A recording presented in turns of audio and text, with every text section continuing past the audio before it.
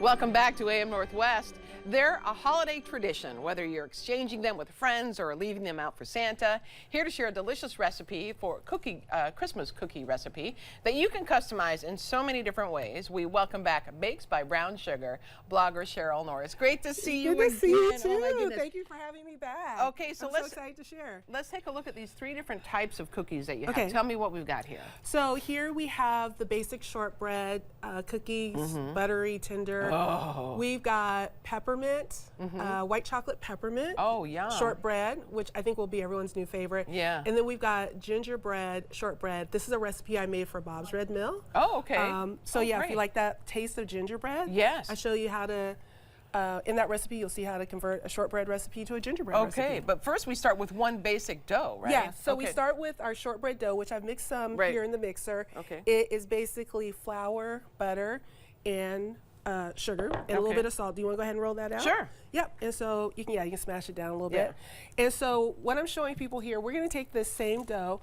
This is 1/2 inch thick. You're going to roll yours out to a 1/4 inch thick. Okay. And that's why I wanted to show people, you have these guides. Yeah, right so here. these guides are from a company called Dough Easy, and they come with a series, so you can go anywhere from 1/8 of an inch to 1/2 an inch easily by stacking them. You want me to roll it out? So yep, you're just going to roll it out until you hear the till you hear the rolling pin hit the plastic. Okay. And then you know you're at a 1/4 inch.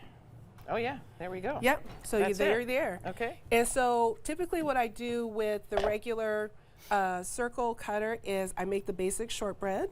Now, what is the key though to making the best dough? Is butter a key to that? So I would say the key is good butter. Yeah. You want great tasting butter. Yeah. But also weighing the ingredients is really key to this recipe, especially if you want cookies that hold their shape and don't spread when they bake. Right. Yeah, so this recipe is formulated, it's called 3-2-1 shortbread. So it's 4 ounces of sugar, 8 ounces of butter, and 12 ounces of flour. Okay, but when you say good butter, what does that mean? So obviously not margarine. Yeah, we're not talking that. But so when I think about good butter, I think about brands like Kerrygold, like Tillamook, like Challenge Butter. Yeah. Those is that Irish butter? Yes. Yeah. Oh my gosh. Yes. You can definitely tell the difference. But yeah, those types of butter versus that butter's on sale for 99 cents. Gotcha. It's probably not going to do the trick for you. Gotcha. Okay. So now you've used the shape. So I use the circle shape for the typical 1/2 inch. But you can also take the same dough, roll it a little bit thinner, and make Christmas cookies. So there I have like a star cutter. Okay. Do you want me to? Yeah. Go ahead and cut out some cookies. And once you cut out the cookie, you're going to put it on a tray and you're going to refrigerate the dough for 20 minutes. That's all you need, 20 minutes. Oh, okay. And then you're going to bake them. Do not skip the refrigeration piece. Why does that refrigeration help? So you're going to re-solidify the butter because the butter's been at room temperature, and so you're going to make it cold again. You're going to set up the dough, and then when it goes into the oven, it'll hold its shape. If you try to rush it. The other thing you're going to do is you are going to prick holes in your cookies like that with a fork. And what this does is when the cookies bake, the butter releases its water, turns to steam, and that steam needs somewhere to go. If you don't have these holes, it'll make your cookie, the surface of your cookie bubble up, and you won't have that nice straight edge that you see on the top of the cookie, like you see here. Yes. Yeah. So that's Cheryl, you're solving many issues here. here. So that's why you always want to prick your shortbread with a fork. Gotcha. Yeah, with a fork. So one of the things I want to talk about, so you got the different shapes, the different thicknesses, but then you can make different flavors. So here I've got the spices, ginger, cinnamon, nutmeg for making gingerbread, add some clove, add some, as you see here, add some sugar. But the gingerbread spices, you put them in the dough. Yes, in the dough, yes. Right. Yeah, so you add these to the dough, yes. I gotcha. So after you've made this, you put that in as you're making this dough? Yes. Got it, yeah, okay. Add them to the dough. Gotcha. Other things you can add to the dough, chopped chocolate, chopped hazelnuts. In the case of the peppermint shortbread, we just took some mini candy canes, put them in a bag, broke them up with the rolling pin, and then added those to the dough. Oh, I love it. Yeah, so you have this wonderful peppermint flavor. Right. And then I wanted to show people really quick tricks for decorating cookies. Sure. I'm not an expert decorator. I know people make really beautiful cookies, but a simple trick that you can do is just take the cookie, and so this is just a simple mixture of powdered sugar and water. You can add milk if you want that little bit creamy texture. You're gonna dip it like that, shake it off, and then you're gonna dip it in like little candy beads. Yep. Oh, and so then you that's have this cute. beautifully decorated cookie. Right. Yeah.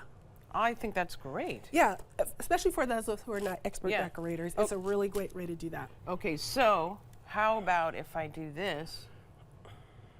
Let's see, we got this. Okay. Can I dip it in those chunks of chocolate? Will that even work? Chunks of chocolate or candy cane? Chunks of chocolate. Oh, yeah. Can I? Oh, yes, you can. Okay, throw that absolutely over can. here. Yeah. Let's see if I Well, can they're not really small. No, but they're not yeah. very small. But if I just throw them Yeah, on but top, if you right? top them really fine, yep. I mean, you know, I'm thinking outside the box Yeah. here. Oh, because who doesn't love? Oh, that's a little too big, right? Yep. Yeah. Now that's the way to have some chocolate. Yeah, there you go. With a little bit of cookie. Yes, the cookie is your carrier, your chocolate carrier. I love it. That's great. Yeah. You know, what else do you have here, though? So the candy canes, like I said, they're white chocolate. So the other way to decorate your cookie is to add the chopped candy cane to the cookie dough, and then you melt some white chocolate, mix it with a little cream, and then you just spread it on top of your cookie. No way. Yeah. Really? You want to try one? Yes. Try That one with the sounds- white. Yeah. Okay, that sounds. These are my amazing. new favorites. That peppermint. Oh man. Isn't that amazing? Yeah. Wow. It has that wonderful peppermint flavor. And it Yes. just says Christmas And to the me. white chocolate. Wow. Yeah. Is there do you have any tips on? Oh wow, that's really good. Right? Wow, it kind of Couldn't stop takes a little eating while for it to hit you. Yeah, but it does. Yeah. It's really good. So you have other decorations here. Yeah, so other things you can decorate. Oh, I forgot to mention another way to flavor your cookie is just using citrus zest. So using orange zest, lemon, lime. When it comes to baking, do you have tips on making sure that you don't overbake? So with these you want to do them low and slow, so 300 degrees for about 20-25 minutes. And I always tell people, since every oven is different, test a few cookies, like test 2 or 3 cookies in your oven to see what they look like, because the cookie is going to be very. You don't want them to burn. You don't want them to brown, right? Yeah, so they're going to be light brown. You can see they're very light brown on the bottom. Yeah. So I would say if you're making this recipe for the first time, do a 2 or 3 cookie test. Cheryl, that was really good. Thank you. Good job.